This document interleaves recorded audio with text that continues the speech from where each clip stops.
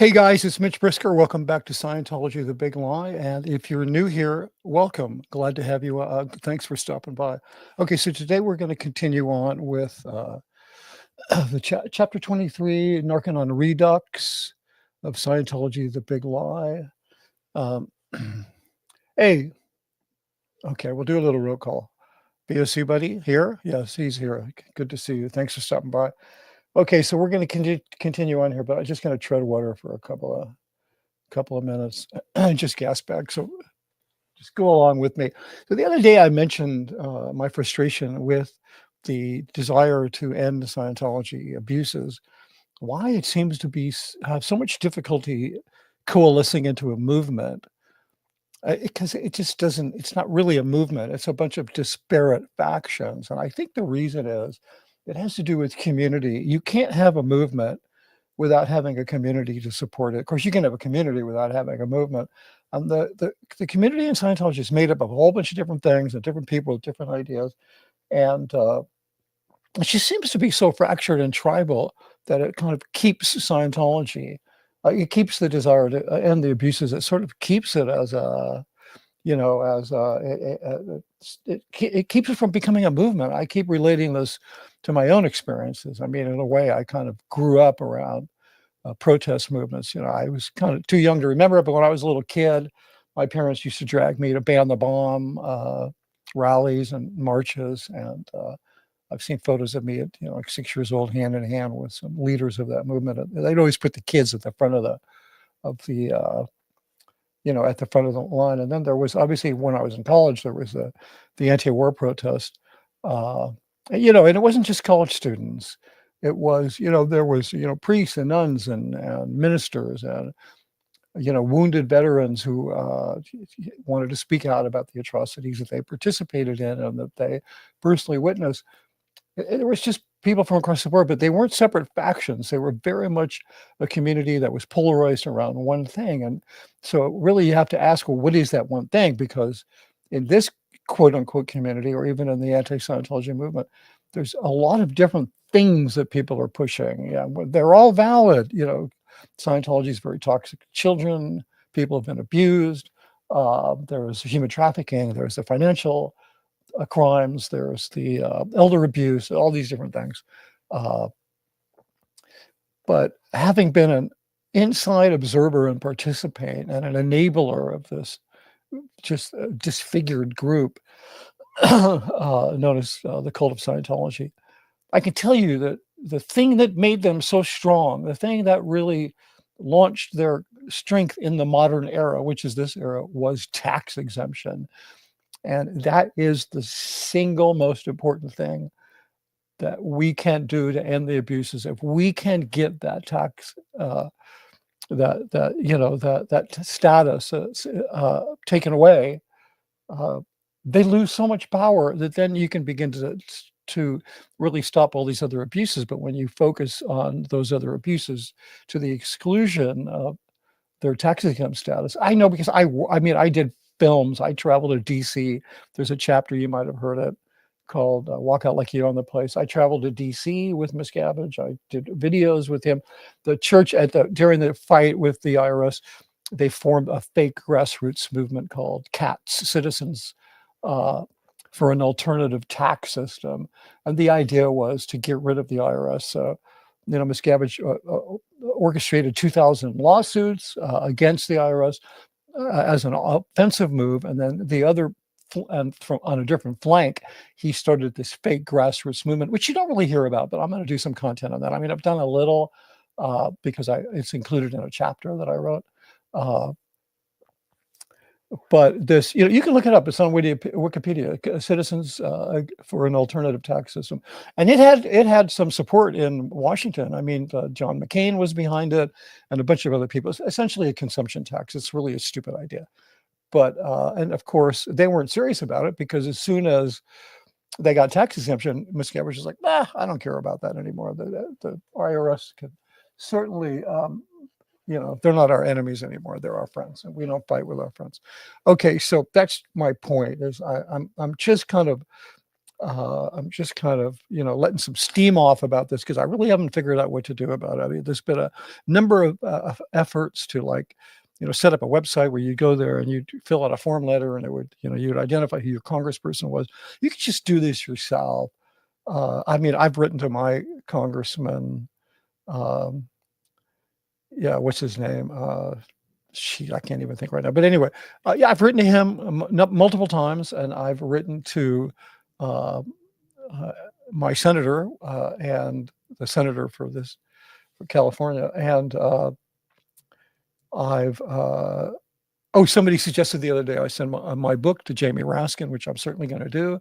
I'll send him a letter. I know he has very strong feelings about Scientology being a cult. Maybe he'll put it on the bookshelf in his office, and Pam Bondi will walk in one day and see it and try to fire him. Okay, so I'm just kind of thinking through this thing, like how do we really energize this community to become polarized around one thing and then become an actual movement? Because I think when the anonymous protests broke out in 2008, that was the closest thing that this has ever been to a movement, and that was a global movement. So anyway, without further ado, I know you're dying to hear the rest of this chapter, so let me just switch over to it. And so here we go. So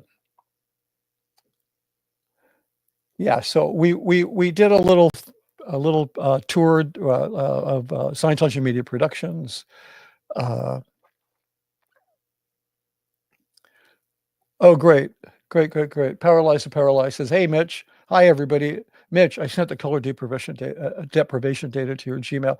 Okay, I'll look at that. I haven't checked that out yet, but I haven't checked my email in a bit. So, but I'm going to kind of lay off the comments for a little bit and just read. And so now we are back at ASI. The work of revising the Narconon program continued. It seemed the revisions would never end. No matter how much we completed, Miscavige kept expanding the list one more film. And what about uniforms for the clients? Narconon should have their own branded film for the purification rundown, the sauna-based detox program. I just have to say, they like to say that Narconon is not Scientology, but the purification film, which is a film everybody doing the purification rundown has to look at this film. It walks you through the program. So what I was asked to do, what I did was duplicate that film exactly, except instead of taking place in a Scientology church or organization, it took place at a Narconon. Instead of the staff wearing Scientology org uniforms, they were wearing Narconon uniforms, but it's the same film. I mean, you could literally show them side by side in a court if you were trying to prove that it was Scientology, and it would be unmistakable. Okay, so Narconon should have their own branded film for the purification rundown, the sauna detox program, and they'll need a Narconon branded playback system for all the new films. By the time we were done, the project had ballooned to include 25 instructional and indoctrination films, a slew of new opera. Well, I was never running out of work. Okay. Ballooned to 25 instructional films, a slew of new operating policies that filled 2 4-inch binders. I might be wrong about that. I actually found a picture of the materials, and I think it was more like a stack of 2-inch binders. But at the time, it wasn't enough to fill 2 4-inch binders, but I think it was broken up in 2 4-inch binders, was broken up into 2-inch binders. With the newly revised Narconon program and now complete. Oh, there you go. So I left something out here. Each Narconon facility. I left out the most important part. Uniforms for both the staff and the clients. There were also course materials and even a cute drug sniffing beagle. Each Narconon facility would be receiving one to ensure the type of situation that led to the death of Stacey Dawn Murphy, who had died of an overdose from the drug she smuggled into the Arrowhead facility, would never reoccur. So, yeah, I had a picture of me with that dog because they debuted the dog at this conference we held to release these Narconon materials to all the EDs from around the world. And he's a really cute dog. Yeah, they're trained not to play. They're not like my beagle, which is just like, he's out of control when it comes to playing. But they're okay. So let's just go on here. With the newly revised Narconon program now complete, it was time to release it to the world. As it was a huge departure from the previous program, Miscavige felt it was vital to get the executive directors of all Narconons from around the world on board with the new program. Narconon centers operate much the same as franchises. I don't know if people know that they're actually not owned by, well, not Scientology, but by by the Association for Better Living and Education. They don't own them. You, if you're a Scientologist in good standing, or maybe they'd sell it to a non-Scientologist, you can go there and you can buy a license, like it's a Narconon kit, and then you get everything, and then a certain percentage of what you make goes back to them. As we've seen in the news lately, I think that was in Africa, they don't have enough people to pay enough. They don't have enough. They're not servicing enough people to pay their bills or their employees. Okay, so anyway, much the same as franchises, private owners are granted a license to run a Narconon facility and are obligated to send a portion of their fees they collect to Able International. Miscavige was concerned there might be some blowback. It might be some blowback from some of the Narconon old timers seeing their precious program undergo a radical change. He wanted to bring them all to LA so that the new program could be presented to them in person. That way, any potential negative reaction could be handled right there on the spot and not given a chance to fester in some remote part of the world. Okay, so I mean, hold that up to the mirror and read it backwards. Basically, it means, we're going to get all the EDs here. And if one of them squawks about any protest about the changes we've made, we're just going to scoop them up and throw them into a sec check, or just, get rid of them. And that happened. There was a lot for the Narconon executive directors to digest, and a lot for them to be concerned about. And Miscavige wanted to brief them as close as home to possible. His solution was to hold a 3-day conference in the small Able auditorium next door to ASI. Generally speaking, the public would expect Miscavige and no one else to present a release of this magnitude.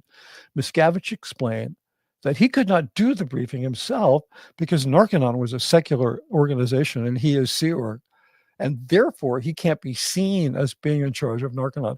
Okay, so I don't know where maybe that's true. Maybe I do know what is true. He couldn't be so obviously associated with Narconon because of all the lawsuits, then he'd be dragged into them.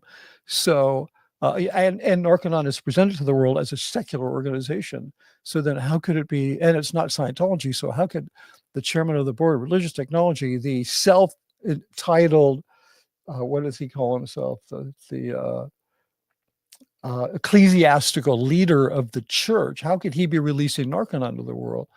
Okay, so his answer to that utterly blew my mind. He was adamant that he could not possibly be involved in the presentation, yet he had micromanaged every step of it along the way. This made absolutely no sense, as Able International is run exclusively by Sea Org members. So how could he, being the top Sea Org official, deny his association with Able and therefore Narconon? The only logical reason for him avoiding the briefing would be to keep him at a distance from any potential liability arising from future lawsuits. To keep himself out of it, he chose Timothy and me. It should have been me, Timothy and I, to headline the presentation along with CMO International Executive Jason Hortling.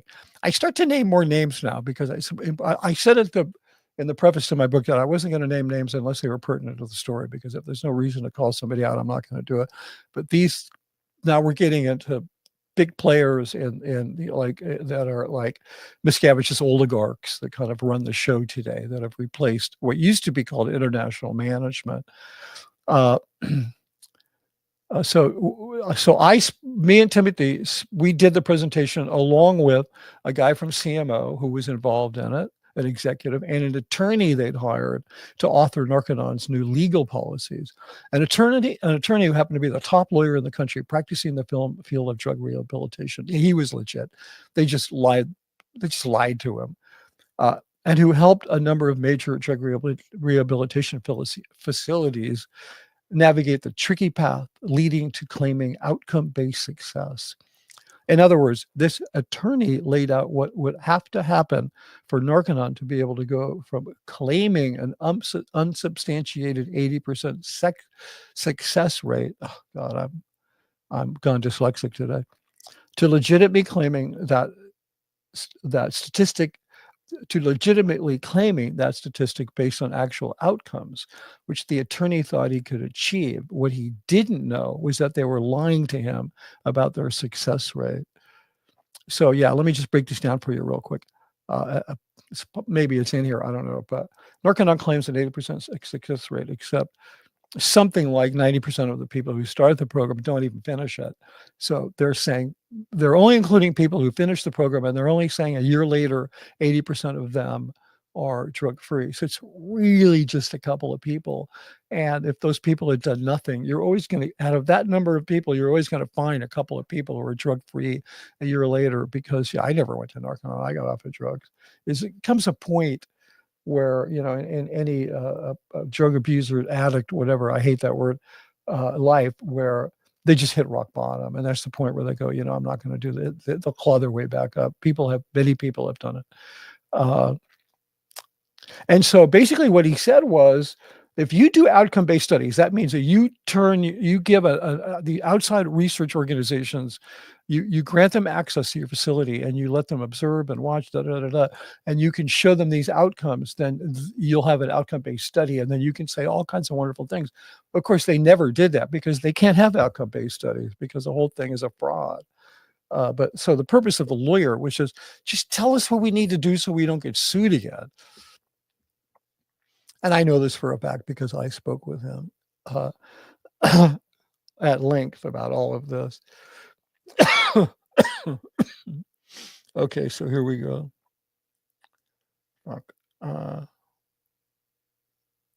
Over the course of the 3 days, about 25 Narconon executive directors from around the world sat in attendance as the new Narconon program was presented to them in detail, from the new legal protections to the uniforms for staff and clients to their own terribly cute drug-sniffing beagle.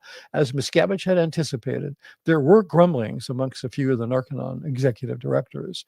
They were concerned with how much the upgrades were going to cost them. The form-fitting athleisure uniforms were a big problem for many of the body-conscious executives who were struggling with weight issues. I mean, I remember when they, you know, did a big thing about the uniforms and they handed them out. And I happened to be looking at this one woman who was one of the EDs, and she was like plus size, and would choose her wardrobe accordingly. And then they handed her this uniform, which would just be really foolish for a person with her body type to wear. And I just remember her saying, like, I ain't wearing this shit, you know, like I'm gonna, you know, I'll wear the jacket, but anyway, it was just really like very strange, very bizarre. Okay.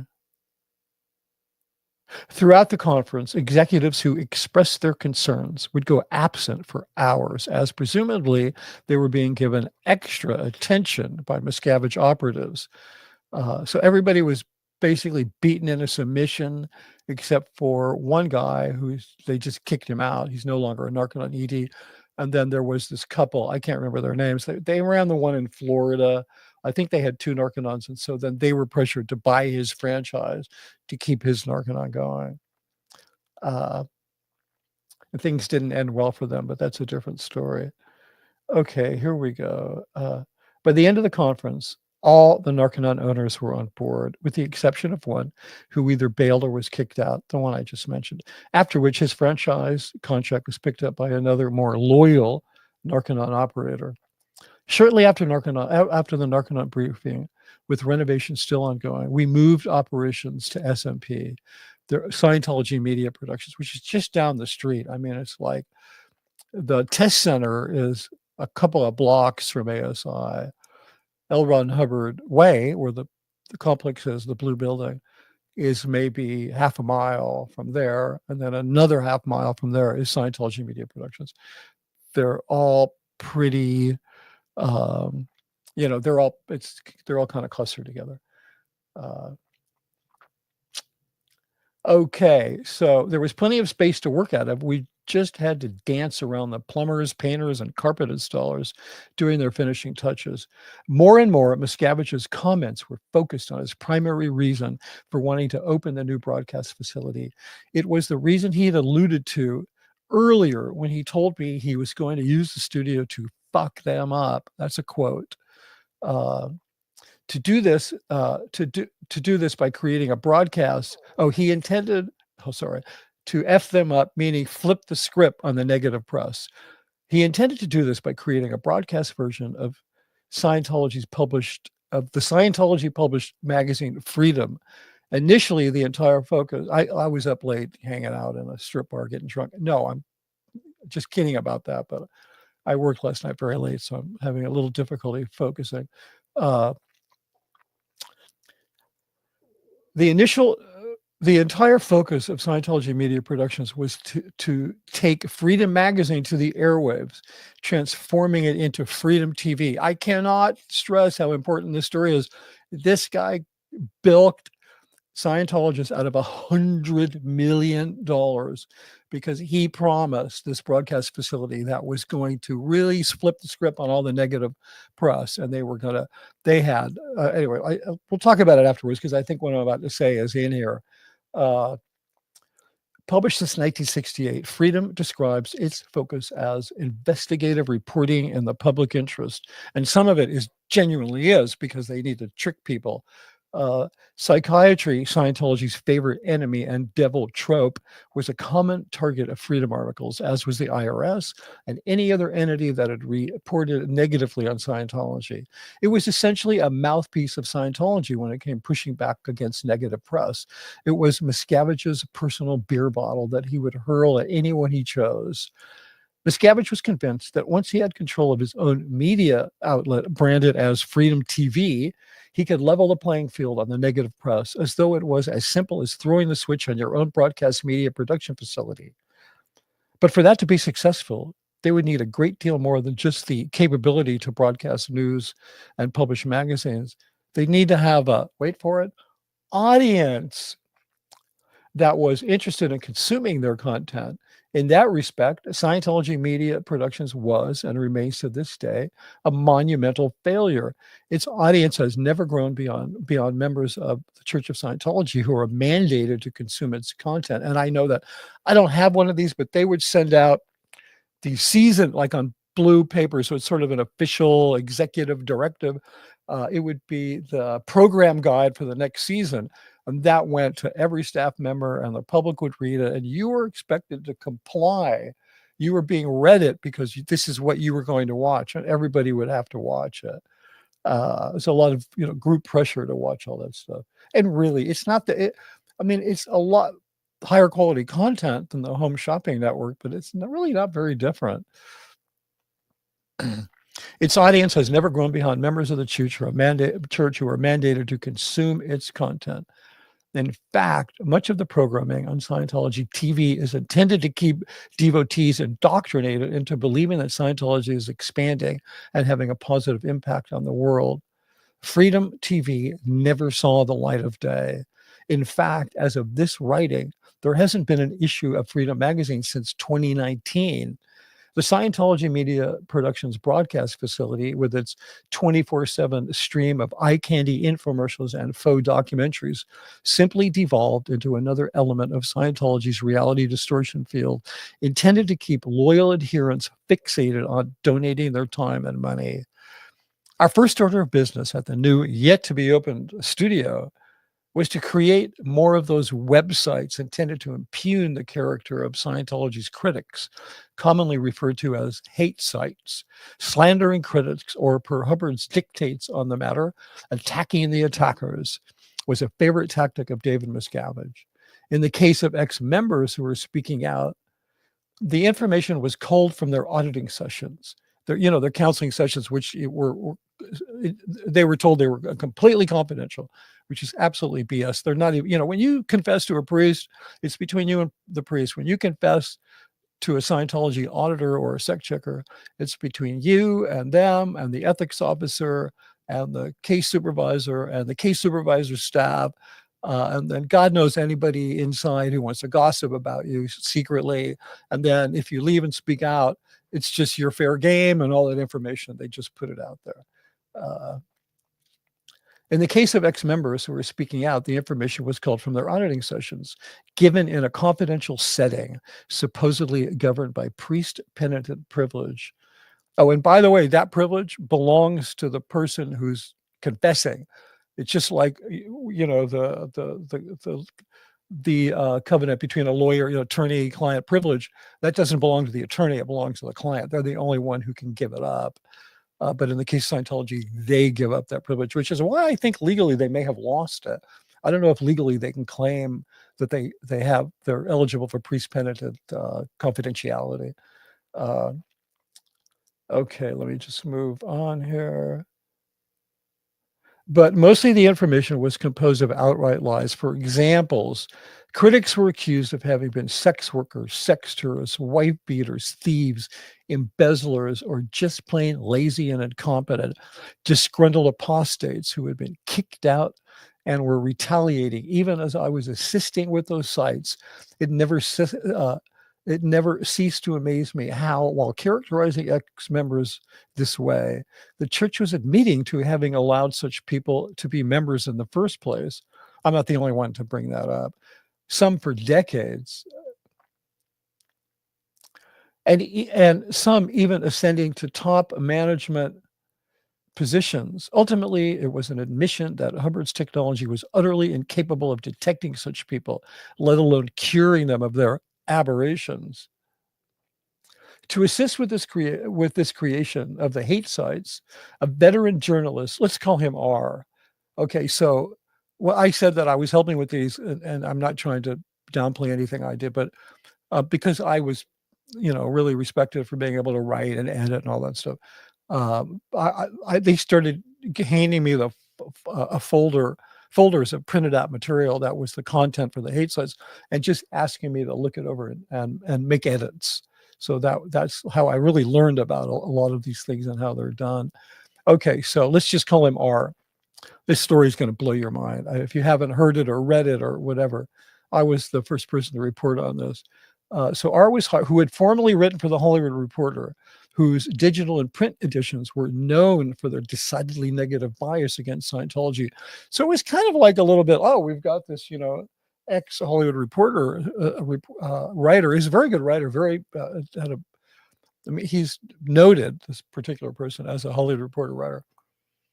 And he's a good writer, and now he's working for us. Kind of bizarre. Having come from the Hollywood Reporter, considered a salacious tabloid compared to the more respected industry journal Variety, he was no stranger to spilling poisoned ink when the job called for it. One day, I hope I don't get hate mail from the Hollywood Reporter, but they're not quite as prestigious as Variety. One day, in an almost unbelievable twist of fate, okay, listen up because this is amazing. I couldn't make this shit up. Twist of fate. R was standing in line with a friend at a popular fast food restaurant. I didn't want to say them at a Chipotle. Okay, of all places. Was standing in line with a friend at a popular fast food restaurant, telling his associate that he was working for the Church of Scientology and that, as far as he was concerned, they deserved every inch of their bad reputation. He was apparently taking a paycheck from the church, writing hate sites on its enemies while ridiculing the church to his journalist friends. To his misfortune, the wife of one of the other hate site writers, like one of the guys I was working with, who happened to be a dedicated Scientologist, was standing in the line directly behind him and overheard the entire conversation. As a dutiful Scientologist, she wrote a knowledge report. For those of you who might be new here, and I don't think there is anybody. Nope, not anybody that I can see.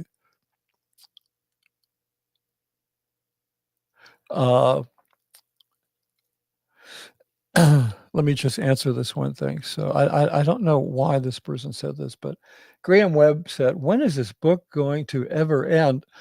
When you read it and give me a fair review on Amazon.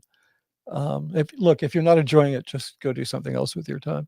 Thank you. Okay, so, but it's we're on chapter 23 and it's 26 chapters. So there you go.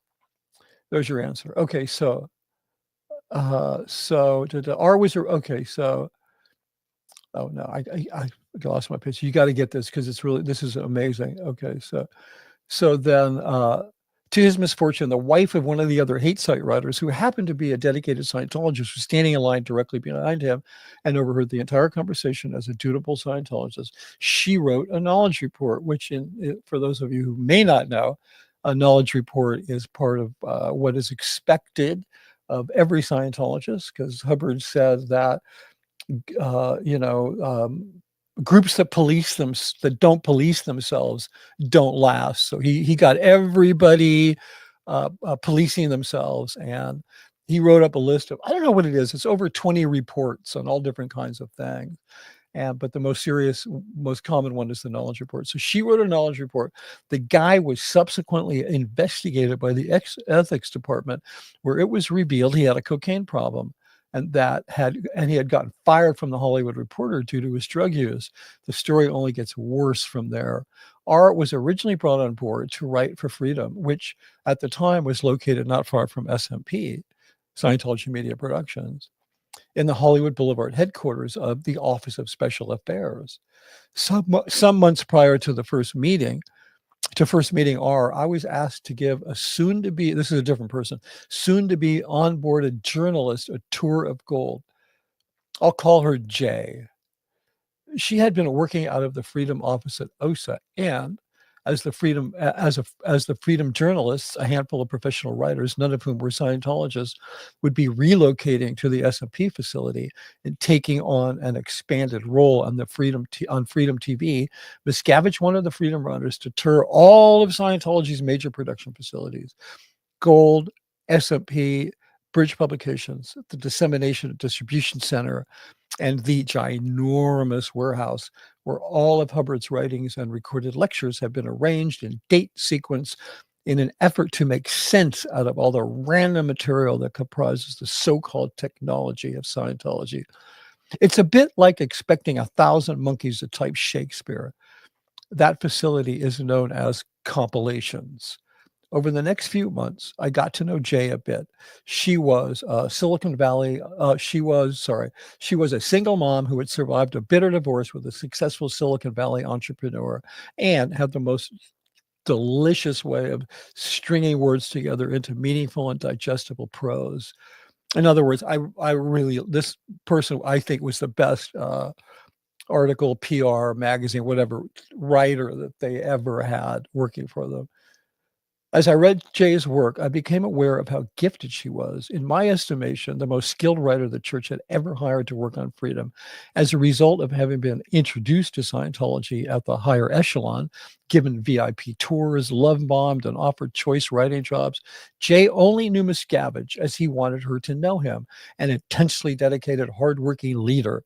She admired Miscavige to the point of loyalty. She and R had both been working out of Freedom OSA offices when she became aware of R's cocaine use, and that he'd been using coke in the men's room at OSA, the clown car known as Office of Special Affairs. So yeah, I kid you not. One of their, yeah, I think you heard me. I'm not sure if I can, if that's one of these anti-YouTube words, the C word that I did, that the drug, that C word. Okay, so I've been working on a coke.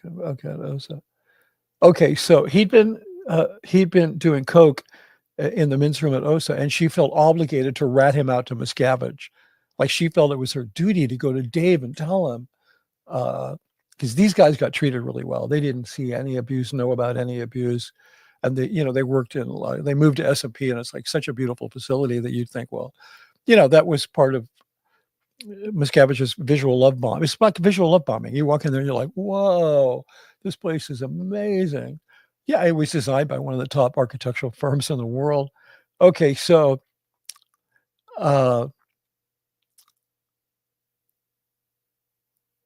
There was, however, one huge problem. When the Church of Scientology hires someone, especially anyone working in close proximity to Miscavige, OSA is required to perform a thorough background check, and I mean thorough.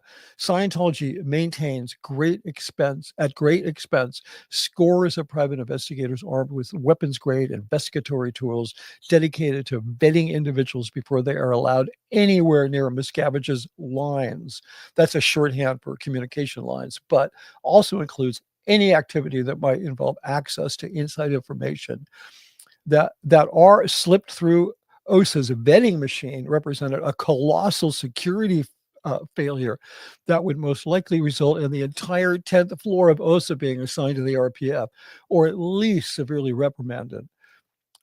But this woman, she had no idea that if she went to Miscavige and told him about this, that she would have made brutal, bitter enemies out of an entire office building floor of OSA staff. Okay. When it was discovered that Jay was about to rat out R, panic set in and an immediate investigation was launched. Now they're investigating Jay because this is what they do. When because they saw this as an attack. The OSA saw her going to Miscavige and reporting on his drug use. They saw that as an attack. Jay had been 100% transparent in her vetting process to the point of disclosing a 2-decade-old incident of little consequence where she'd used a company credit card without authorization and wound up in some legal trouble, which resulted in her being given probation. Now, keep in mind, this was a single mom who was like, had a horrible divorce settlement and was struggling to raise her and her daughter. And, she made a mistake. It was like, and it was done. I mean, she had some probation for it, some, supervised stuff, but whatever. It was done. And who cares? She was so talented. Okay, we're rounded up to some minor, which resulted in her being given probation. Unfortunately, she violated her probation when she moved to a different county for work. Again, just trying to survive, resulting in a black mark on her arrest record. This was known about, and no one seemed to care when she was hired because it was no big deal. But then suddenly, in the wake of her wanting to rat out R, she was a criminal and had to go. She was summarily frog marched off the studio premises. By this time, she and R had moved from OSA to SMP. She was made to sign an NDA and paid off to keep quiet. Miscavige was subsequently told Jay had a criminal past and had to be let go. You see how OSA engineered that little fuck up? So to save their own ass, this is gives some indication of how disjointed and frightened these people are of Miscavige. He was unhappy about losing a talented writer and utterly furious they'd allowed her onto the lines to begin with. As for R, his undoing was the aforementioned incident at the fast food restaurant, wherein he tragically ratted himself out to a card-carrying, knowledge report-writing Scientologist in good standing. When Miscavige found out about it, wanting to avoid a wrongful termination suit, because you can't fire somebody because they have a drug problem, because his performance wasn't bad at all. So, you're a big corporation hires somebody, they're supposed to give him medical insurance and help him. And he should have had like at least coverage for 30 days of rehab or whatever. And then I guess there's some circumstances you can fire them under, but they didn't want to take the chance. So to avoid that, to avoid a wrongful termination suit, he had his people, meaning Miscavige, make the guy an offer. SMP would pay him $100,000 in monthly installments. In exchange, he would write a book on the perils of that drug use.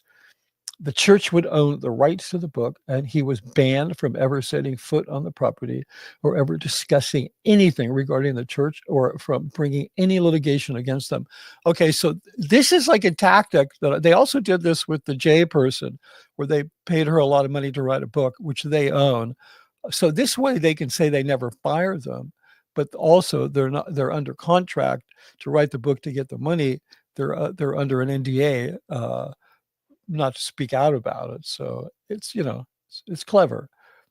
And I know this I have firsthand information on this. This isn't like something I heard as a rumor. I mean, I literally spoke with the person who negotiated the deal. So and I knew something about it, and I'd asked them about it. So this is all totally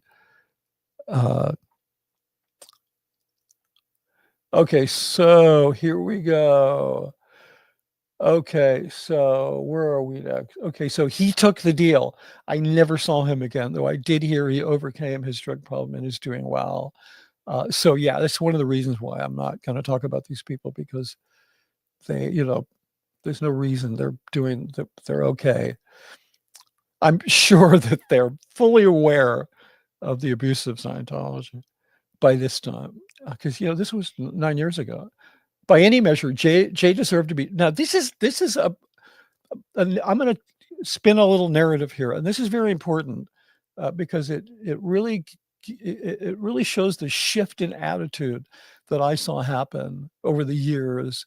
Once they had tax exemption and they became indestructible, they thought they really everything changed. I mean, they were already, when I think back on it, I mean, obviously at the time I didn't think that, they were already a very disfigured, abnormal, uh, a corporation, and greedy and all that other stuff. But boy, things got a whole lot worse. And this story, that what I'm going to tell you next, really reflects that. By any measure, Jay deserved to be treated with compassion and understanding, especially from an organization that claimed tax-exempt religious status, even more so considering her potential contribution to Scientology's image. She had produced effective articles for the church, writing that, in my opinion, was a cut above anything they'd previously published. As for R, who had genuinely expressed a desire to get off drugs and was employed by an organization that claimed to be better equipped than any organization in the world to help people with addiction, they could have easily sent him to their VIP Narconon and likely made him into a friend for life, if not a loyal Scientologist. I mean, yeah, they could have sent him up to the Larry Hagman mansion up in Ojai for a month, and the guy would have been, helped them out, and the guy probably would have been like, a bootlicking lapdog for the rest of his life. I mean, I don't know. That's not fair to say. Uh, okay, so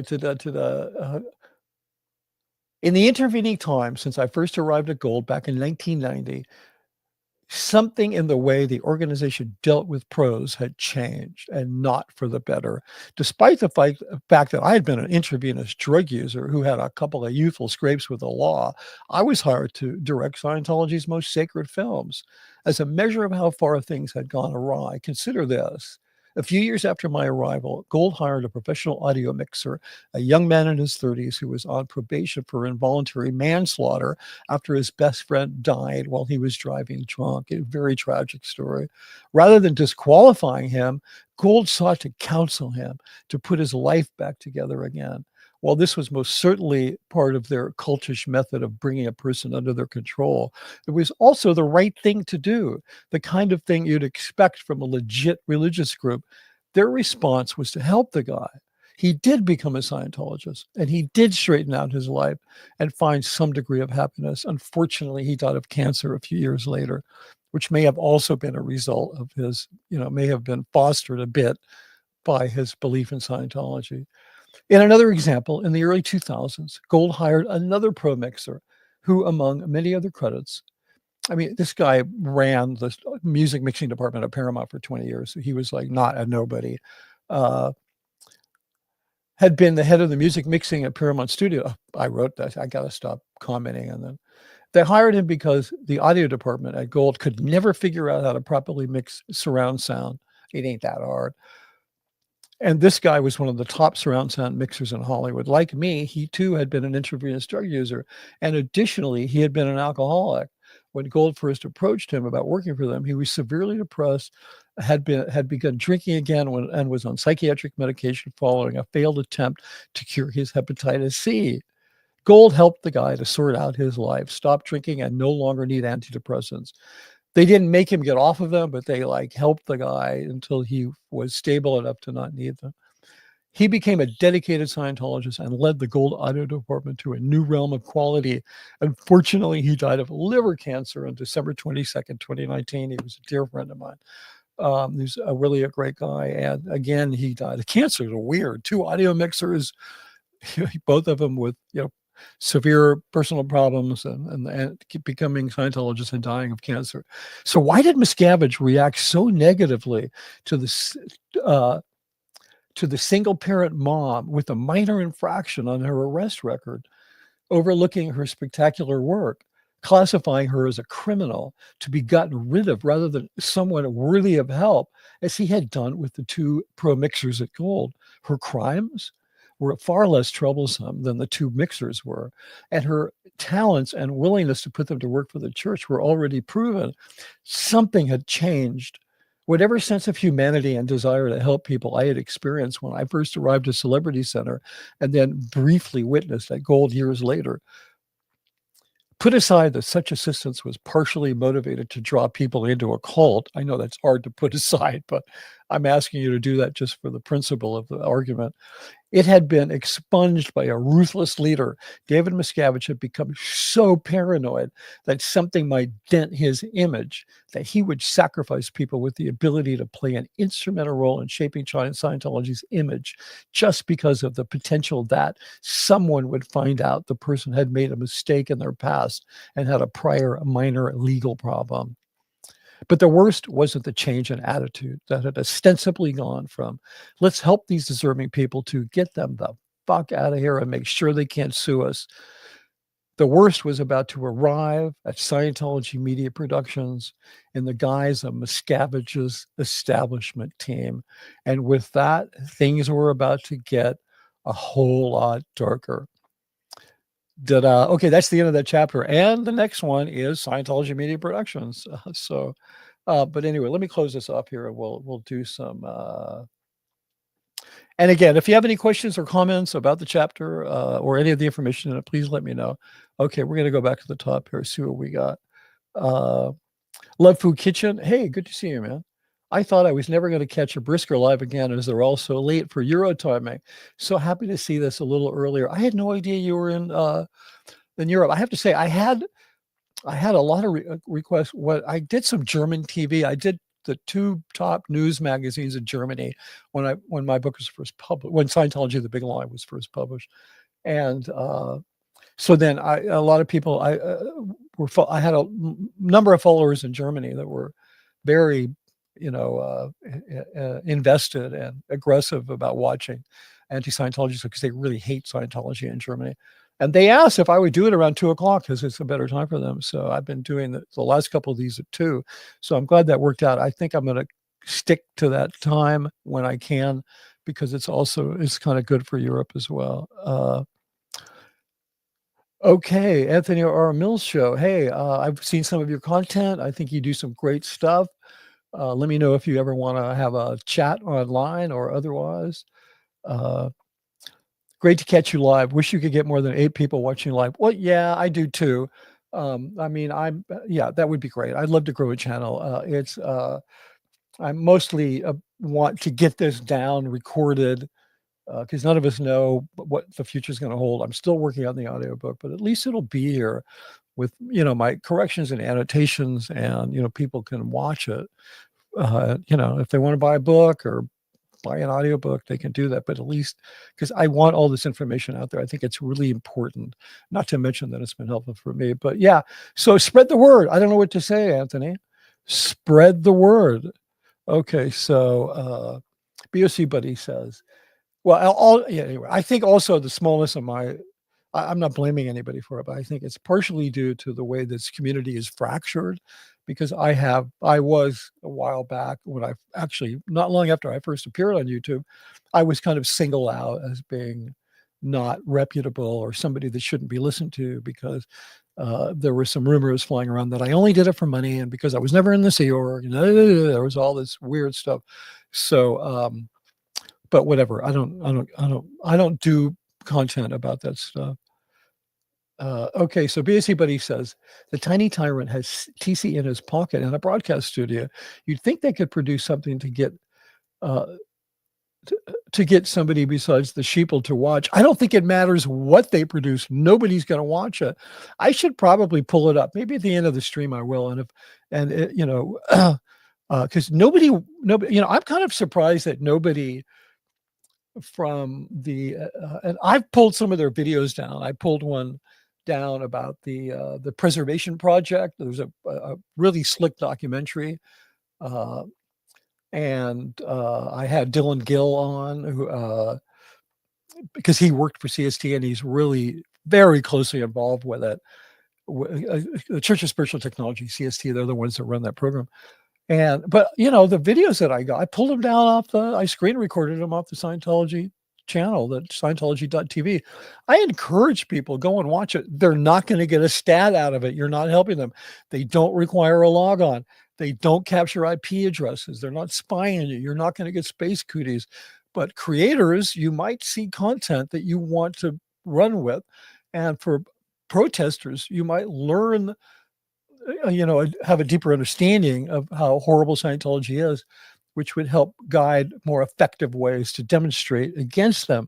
So, yeah, how did I get off into that whole thing? So, yeah, it's like nobody would watch it anyway, even if they, because they do have this, what is it? It's the documentary showcase where they're actually buying documentaries. I know because I curated the first season. They buy documentaries. They pay a broadcast fee. Most of these independent filmmakers who make these documentaries, they need the money. They want the money. They get like 6 or 10 showings. Like you buy it. Anybody can do it. Anybody with the money can just buy one of these. And then they invite them to the studio. They make a little interview with them, a little documentary. So it really makes it look like that person is involved with them. But it's BS. It makes it look like those filmmakers, because it's like, they're showcasing their work. No, they're not. These films have been showcased all over the place. And they're just, the people showing them are doing it for money. And Scientology couldn't offer its facility to, because look, Miscavige said, look, one of the things I want to do, gave out this order one day. I want to find like, why don't we, because we have this whole facility and basically what he's saying, and we don't know what the hell to do with it. Let's like find documentary films like about the things that, we care about, like, human rights or whatever it is. And then we'll show those, right? It was just like ridiculous. It's part of the cosplay pantomime that makes them look that they can use to substantiate that they exist for the public good, so that they don't lose their tax exempt status. And we're going to talk more about that, because I don't think people understand what to say in a letter to their legislators, but there's very specific things you should say. Okay. So yeah, the answer is I don't think it would matter if they had the next Pulp Fiction to show in there. Nobody would watch it because it's Scientology.tv. And, okay, here we go. BOC Buddy says, hearing Hubbard's babbling described as technology is like hearing fingernails on a chalkboard. Yeesh. Yeah, I know. It's amazing. It's the tech. How did I describe it? It's like a deity in Scientology. The way that the tech is worshipped, it's like other religions have these whatever gods or whatever that they worship, and the tech is like a deity. And Anthony R. Mills show says, I like that the book is not ended. Keep on, Mitch. Okay, good. Yeah. I don't know when you started listening to it. I mean, I took a long break because I had to move and reorganize a bunch of things. So I was not on YouTube very much for a couple of months. What do we got here? Tess TGV Scribe. Hey, Mitch, had to join late, but we'll catch up on the start of the stream later. Thank you very much. I really appreciate it. And I degraded daughter. Hi, Mitch in chat. Yeah, great to see you. Okay, so that's pretty much that. I want to show you a couple of things, because I spoke about earlier, I guess in the part 1 yesterday, I spoke about ASI and the LKDs where Miscavige lives. And first let me show you this. Okay, so let me just show you this. I found some pictures I had from the Narconon conference. God, I can't believe it was all the way back in 2015. This was a little welcome sign. And then let me see, I got a couple of shots here. Is that the one I want? No. Okay. So there's me looking like a total, whatever. I'm like, aren't I cool? Whatever. Cause I was, spoke at this thing. It was so weird because I'm not a public speaker. Uh, and this is the executive director. She's a CERC member, a longtime CERC member. She's the executive director of Narconon, and and you can see there's a little poster that they made the thing look all international. We're standing in front of Able International, which is next door to Author Services. And then this is the only picture I could find inside the conference. And you can see if you look around like this, I took this from the viewpoint of Karim Salah, who was the ED Narconon Egypt. And you can see there's all these tables in the background, and the world. There was over 20 people, and then all of these binders. Oh, there's more. All these binders. If you look at the binders on the desk, those are all the new Narconon materials, which look exactly like Scientology materials. Okay, and so that's that. And then this is, check this out. Oh, let me just stop this and back it up. Okay, so just to give you a little location, or as we say in Scientology, a locational. So this is Author Services, that sort of ochre building on the left, and then on the right where the bushes are, that's the El Cadiz, where Miscavige lives. And I'll show you in a minute how close this is to the test center. You can look out the window of Author Services, and you can see the test center where all the demonstrations were being. And I'm hoping to organize, is my intention. OSA, I didn't say this for a long time because I didn't want them to know, but I don't really care now. I want to try to get 100 people to do a demonstration at ASI at the best guess when Miscavige is in town. And I there's ways to tell when he's, especially if they're producing an event, because all the events are made down at Scientology Media Productions, which is just like less than 2 miles away.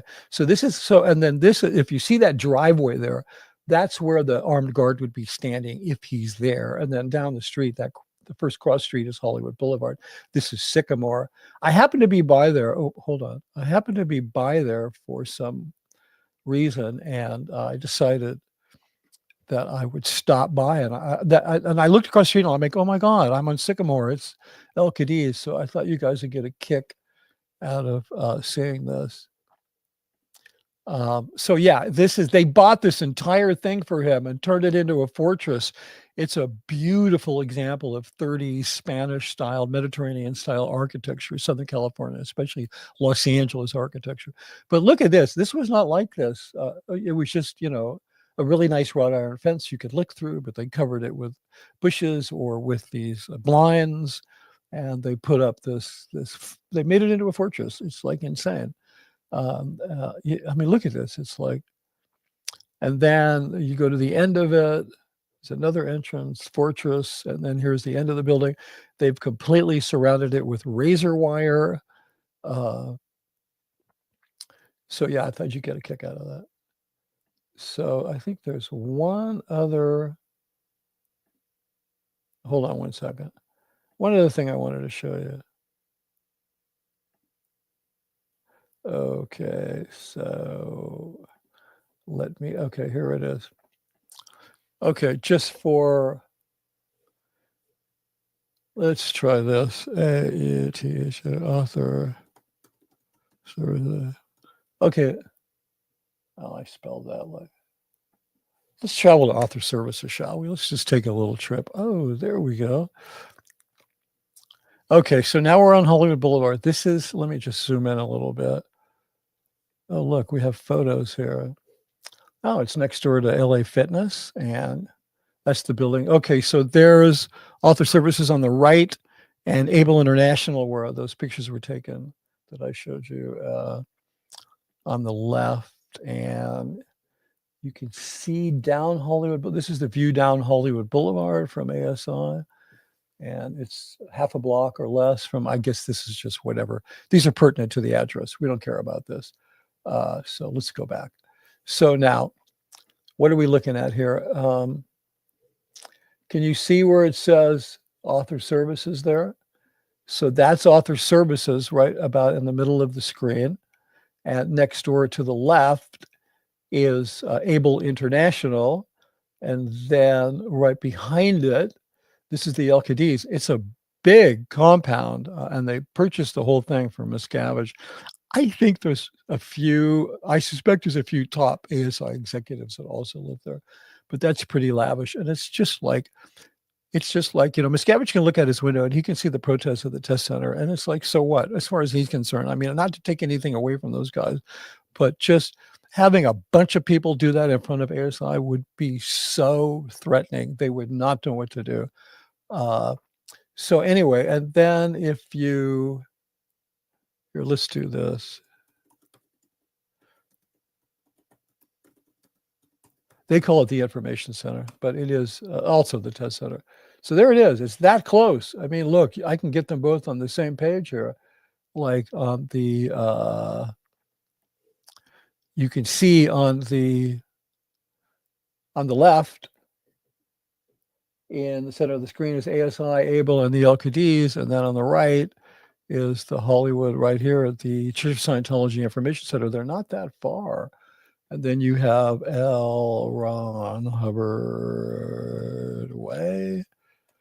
And then you can see, oh, I screwed that up.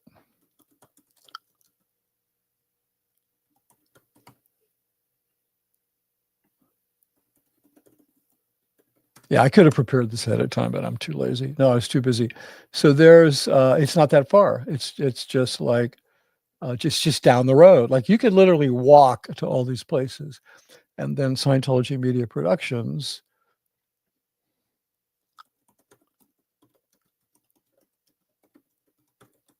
is just another short walk.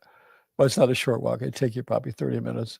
Scientology Media Productions, KCSN TV, Los Angeles, and there's that. So they're all kind of in this, it's like they're all on Hollywood Boulevard except Scientology Media Productions. Right here, you can see Hollywood and Sunset actually intersect, and so it's you still drive straight, but it becomes Sunset Boulevard.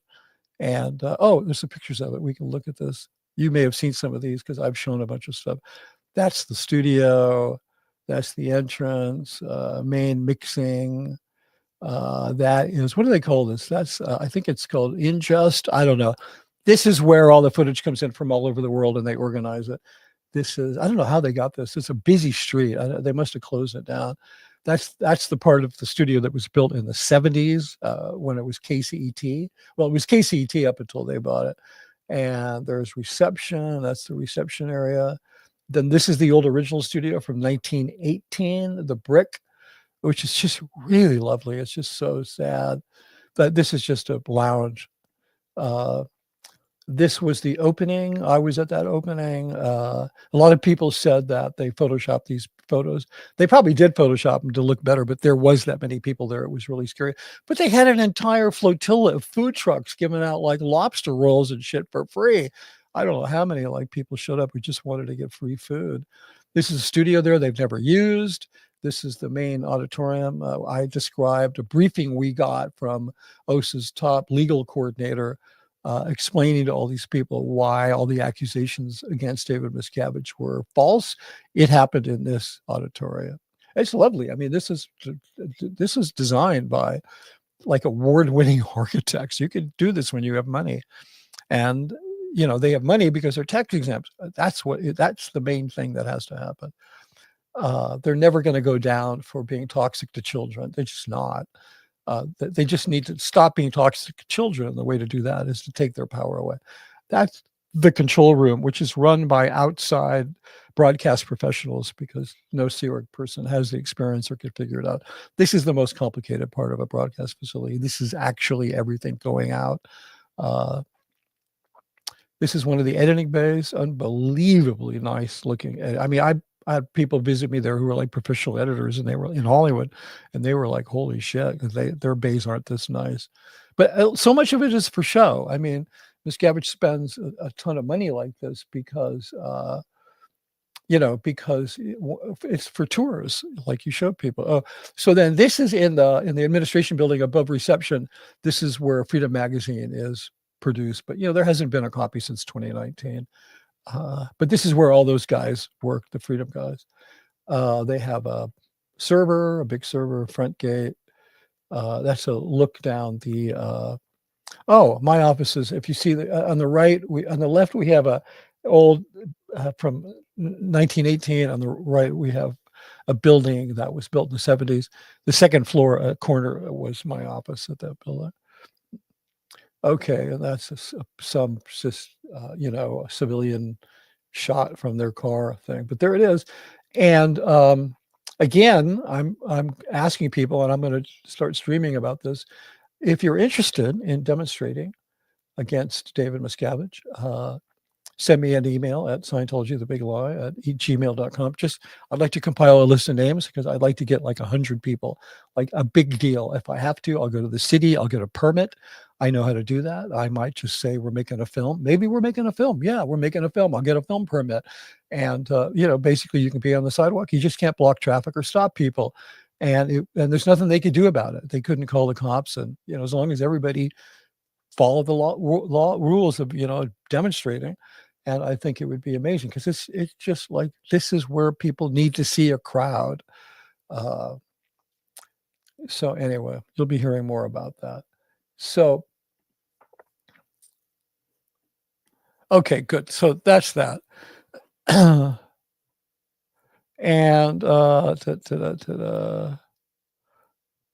so, gosh.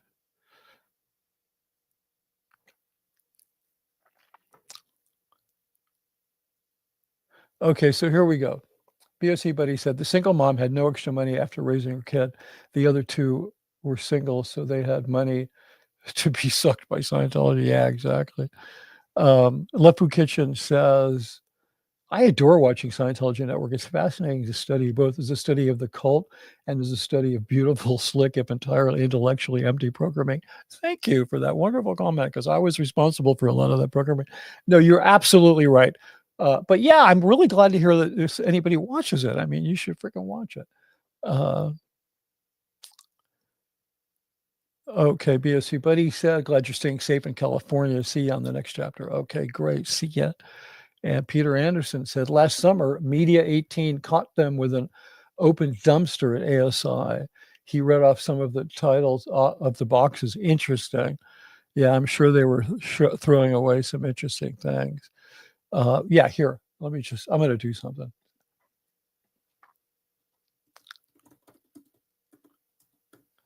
Just bear with me here a second. Okay, so this is, I don't know, maybe this is, maybe I'm just really off the mark here. Are you guys seeing this? I know it says share this tab instead. Okay, good. I'm sharing this tab. And let me just put it on. Okay, so this is it. Like you can just go there and watch stuff. And let me just show you something. So you can just search, is that the search? Oh, here it is. So they have this series called Inside Scientology.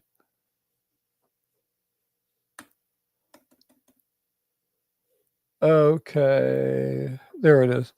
And so then they have all these documentaries that are just really fucking fascinating. If you're interested in seeing the kind of propaganda that a cult puts out. So here's the one on.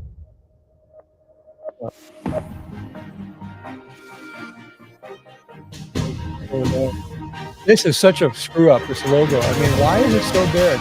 If you look at any other broadcast station, they don't have graphics that are so big they almost fall out of the screen, but that's my thing. So anyway, but like, here, I'm going to turn the sound off. 7 billion people. Yeah, so I turned it off. Hopefully you're not hearing it. So yeah, this is the stuff today.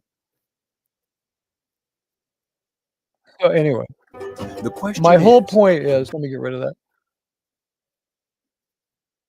My whole point is there is a lot of content. I mean, I would love to have people looking at that content and giving their own analysis, because I think a lot of different people are going to see different things in it and are going to catch different kinds of ways and hooks and buttons and things that they do.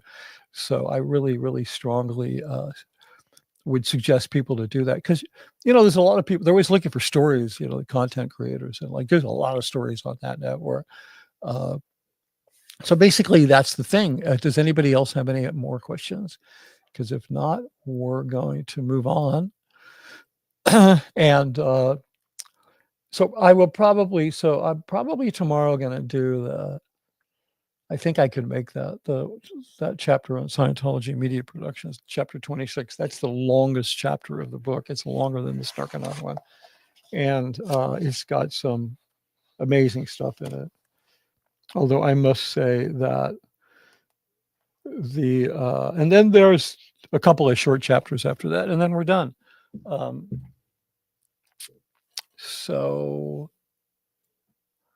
Okay, so that's pretty much it. I really appreciate you guys coming by here. We've cracked an hour, so I'm good. And thank you very much for being here. And just stick around and watch this little notice at the end. And have a great day. Hey guys, please give this video a like and subscribe to the channel. It really helps with the algorithm so that videos like this can reach a broader audience. And be sure to hit that notification bell so that you'll be informed when new videos drop. For additional ways to support this channel, please click on the link tree on the Scientology The Big Lie channel page. This work is only made possible with your support. Thank you.